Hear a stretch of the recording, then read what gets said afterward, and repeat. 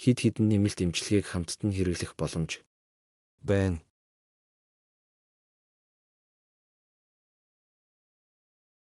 Биорезонанс, биофилийн ажиглагч бидэнд давтамжийн програм хангамж Ref Clark.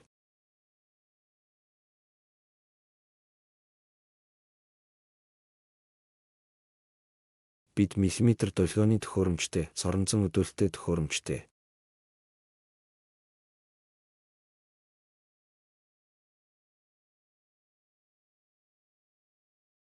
Транскраниал 4 өөр эмчилгээ биорезонанс, Ref давтамжтай дуу Clark.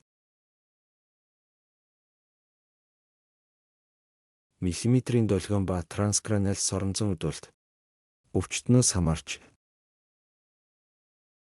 Таны эрүүл мэндийн асуудлаас хамаарч, хүнд байдлаас хамааран, үнээс хамааран.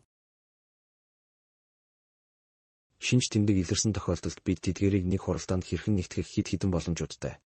Заримд нь тохиолдолд бид 2 эмчилгээг зэрэг хэрэглэж болох ба бусад тохиолдолд дараалсан хэлбэрүүд байхан дээр. Эхлээд нэг, дараа нь нөгөө. Би зарим жишээг дурдах болно. Жишээлбэл, хэрэв бид транскраниал соронзон өдөөлтийг ашиглах гэж байгаа бол эхлээд биорезонансыг ашиглахын дээр. Учир нь биорезонансаар бид тархины гүн хэсгүүдийг өдөөж орхиж чаддаг. Вен, артерий, тархины ишний янз бүрийн хэсэгт тархины мэдрэлийн сүлжээнд. Тархины гүн хэсгүүдээс бид жишээлбэл урд талын дэлбэг,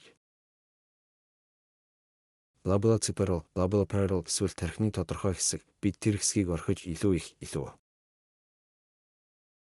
Бид үүнийг эхлээд биорезонанс, дараа нь соронзон өдөөлтөөр өдөөдөг.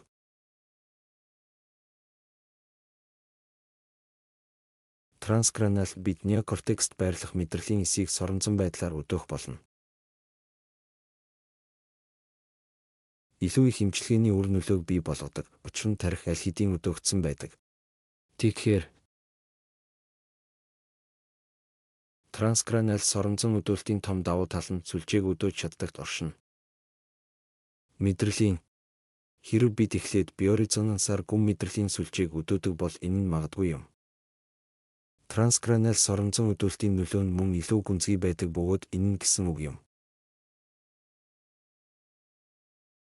Илүү гүнзгий сүлжээн дэх нөхөн сэргээлтийг өдөөж бий болгох боломж.